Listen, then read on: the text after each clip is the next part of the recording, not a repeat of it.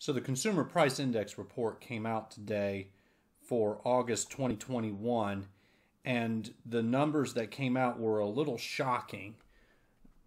If you have been paying attention to my predictions that I've been giving you, I've been telling you that inflation would ramp up in the coming months, and this was due to the fact that final demand was still growing at an increasing rate, and yet shockingly, the consumer price inflation numbers came out and they were rather tame.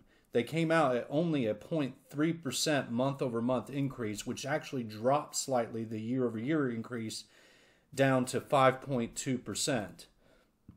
According to my final demand consumer price model, I was expecting that the inflation rate would jump up really by about 1.4%, but I had told you before that that was within about a 0.5% give or take on the month-over-month increase. So I thought it would be a little bit on the low end and we would get about a 1% increase in the consumer prices, which would have still been astronomical and still been high based off of the rising final demand inflation, and yet what we got was only 0.3. So this threw the model off, and so now I need to give you tell you a little bit more about how my model functions. As I've mentioned before in some of my previous videos, the model is only 85 to 90% accurate. It's about 88% accurate. So about 7 out of every 8 months, the model will be correct within 0.5 percentage points of the actual CPI inflation rate. But every so often, about once every 8 months on the average, it's going to be off by greater than 0.5, and I've highlighted this in red here. So you can see about, on the average, about once every 8 months for the past 12 years, it tends to be off. Well, it was off this month. And each time there's an error rate, there's always an error each passing month, the model calculation sort of takes into account this and tries to compensate for that error rate, knowing that, because we erred in the previous months, it tries to take that into account for the next coming month. And so now the inflation numbers are showing that for September's, we're probably going to get a more subdued number around 0.7%.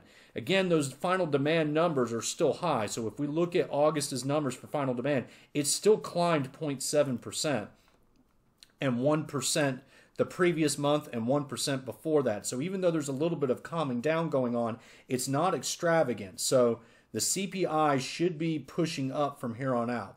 One thing to note here is that there have been times when the CPI would fluctuate as a percentage of final demand, but it never ever dropped below 98% of the final demand index when you index the CPI to the final demand index, since final demand had started to be tabulated in November of 2009. So where are we now? Well, based off of this lag between consumer price inflation and final demand inflation on the producer price index level, we're down to close to that 98% level. So we're down to 98.36%. What does that mean? It means that the CPI is tracking at 98.36% of your producer price index of the final demand. It's never ever gone below 98%. Now, there's no rule that says that the CPI can't lag behind the producer price index below 98% of the PPI price, but I would find that highly unusual. So what does this tell me? This tells me that this is probably a one-off event, and that next month we're probably going to see a trend. We're probably going to see a trend where we're going to be tracking very close to that final demand number. So the final demand for August was 0.7%. More than likely, we will get that 0.7% somewhere around there. It could even be a little bit above 0.7% in the following month, okay? So I don't think that this is really a signal that consumer price inflation is slowing down, even though it looks that way. And the reason why it looks that way is because your month-over-month numbers are going down, and they've been going down twice in a row. So after peaking at 0.9% in June, they dropped to 0.5% in July, 0.3% in August, definitely pushing in that Fed narrative that we're seeing calming inflation. Yet I don't think that's really the case. So now the question becomes, well, why are we seeing the lag in the consumer price inflation reports and the final demand numbers? Why aren't the prices passed on between final demand and consumer price inflation? Well, one of the mysteries I think it can be revealed is when we analyze the inflation rate itself. Notice here that in 2011 and 2012, when inflation started to pick up above 3%, when the CPI started to pick up above 3% annual inflation, notice that there was sort of a lag here coming out of the 2008 crash between the consumer price inflation number, which is represented in orange, and the producer price index number, which is in blue. Notice how it seemed to track below that final demand numbers before recombining when the inflation rates dropped due to the fracking boom. We could be seeing a similar divergence emerge here because we're in a rising inflationary environment. So businesses are reluctant to pass on the cost to consumers that they're incurring on the producer level until they're left with no choice. And now it seems that based off the historical final demand threshold numbers, they're beginning to reach that limit and they're going to pass on to those costs to the consumer. The other thing to take into note is that let's take a look at the CPI table right quick and take note on what's dropped on the CPI. What's keeping this consumer price inflation tame?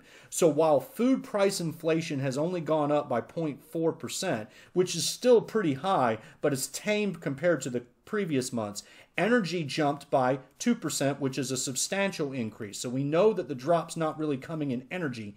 It's in the core CPI. It's in the food.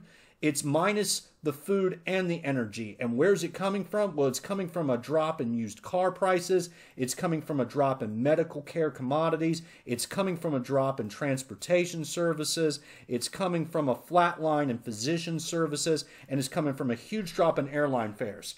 What's the common denominator here? Well, the common denominator to me is that it's the COVID situation of what's going on. We're seeing a reemergence of COVID and a spreading of cases, and so now people are beginning to travel less. With traveling less, they're using less vehicles, so therefore there's a less of a demand for cars. That's causing your used car prices to drop a little bit. And then they're not going to the hospitals as much. One reason why is because hospitals are being overflowed with COVID patients, so they're purchasing less medical care supplies and getting less procedures done. So that's having a little bit of a drop on the medical care front. They're seeing the doctor less. That's causing that to be flat, and they're using less transportation services. They're not traveling as much. That's dropping. That's having a drop in transportation services, especially in airline fares. Airline tickets prices are dropping and they're plummeting, and the reason why they're plummeting is because once again they're either delaying or they're canceling their travel plans due to COVID. They're waiting for the pandemic to ease over before spending their money. And I would reckon to say that more than likely the savings rate has probably increased again. They're not quite consuming as much because they're in a more uncertain environment. And all of that is contributing to a temporary calming in the consumer price inflation front here, okay? So I don't think that this is going to be permanent. I don't think that this is a sign that we're really over this inflation issue. By all measures, we're probably going to be seeing a high uptick in the consumer price inflation numbers when September's numbers come out in the middle of October, okay? So I don't think that this is a sign that we're through the thicket and that we're coming out into the clear yet. I don't think so. It is possible that we could get another substantial drop in the CPI relative to the final demand. So I'm not trying to throw this out. I would just say it's unlikely, and it would be highly unusual if we traded below that 98% of the producer price index for final demand. Taking a look at the CPI and charting it out, I'm still showing that we're going to have a pickup before a calming down before the end of the year. Before, in a previous video, I had said that the inflation number could top off at about 8% year-over-year inflation by the end of this year. Definitely due to these calm CPI numbers that we're seeing right here in August, it seems to have dropped that down to 6.7 to 7%, which coincidentally puts it well within the ratio of the 3-to-1 ratio number that I have been using between between the general producer price index for all commodities and the consumer price index number. So if you've been listening to a couple of my previous videos on this, and you can always click on my channel and scroll through my inflation analysis playlist on this, I've been telling you that a good rule of thumb to note here is that to show how high the consumer price inflation number is going to reach, you need to take a look at what the peak is for the producer price inflation. And the producer price inflation right now is at 19.9% year over year. So if we take that number and divide by 3, that's a 6.6% year-over-year inflation number, which coincides very closely with what I'm projecting now to see that we're going to reach by the end of this year. Doesn't mean that we'll hit that level, but more than likely we will based off of these high producer price index numbers. Looking forward here, that means we're seeing a little bit of a calming down in the inflation rate. The average annual inflation rate, the 2-year inflation rate, only seems to be peaking out at about 4%, which coincides right with the 10-year average right there. Definitely seems to be a stabilization going on in the dollar index. Lots of confidence in the U.S. dollar that's going on right now. So nothing that's spelling that we're spinning out of control. Only in the sense that prices are elevated above the norm right now does that spell that we might be in trouble. Of course, there's definitely going to be situations going on. We've blown up a huge credit bubble. We have a huge asset bubble that has developed in the stock market. Those problems are not going away. Real estate prices, especially the housing prices, are going through the roof. I'm going to keep a very close eye on that. And speaking of real estate prices, thanks to rental prices going to continuously going up, continuously going to rise in the next couple of years, we're really not going to see a calming of that inflation rate, as I've mentioned before. This combined with wage rate inflation that I have been reading off the Fed's Beige Book tells me that we're going to have systemic price inflation in the coming months and the coming years. It just may not reach those sky-high nosebleed territories that we might have risked seeing thanks to the huge amounts of monetary stimulus that was going on earlier in the pandemic, especially in the spring of 2020. Looks like the Fed has come off of that and has taken their foot off the gas at least a little bit. And some of the extraordinary measures that the government has taken in order to quell the debt ceiling crisis, aka they're not levying so much debt out into the system, also seems to have a calming effect on the inflation numbers as investors and consumers are flocking to hold on to their cash, and investors are clearly having a huge demand for safe haven bonds right now, particularly in the form of Treasury securities. Though they are chasing yield, they're buying high interest bonds, they're buying junk bonds, they're buying anything that isn't just a stock equity in order to get those guaranteed returns right now.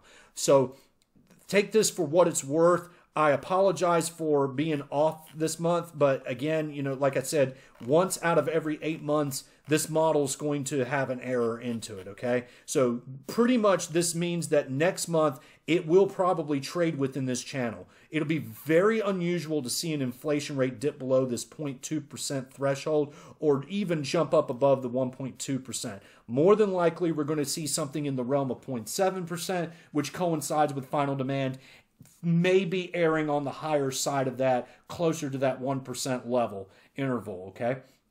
So, guys, thank you for watching this video. If you like my content, make sure you click like on the video, show me some support. Subscribe to my channel if you haven't, so that way you can follow my vids and see my updates. And you can always click that notification bell so that way you are privy to be notified as soon as I upload a new video. I'm not sure when I'm going to upload the next video. I've got a couple of topics that I want to cover right now, but right now I'm really digesting this consumer price inflation numbers, trying to weigh things out and get a sense of where we're going. It was definitely unusual what happened today, particularly in light of the producer price inflation numbers that came out on Friday. I'm very surprised by seeing this low number, but it hasn't really changed my outlook that we're still in an inflationary environment. Once again, guys, I thank you for watching this video, and I'll talk to you next time.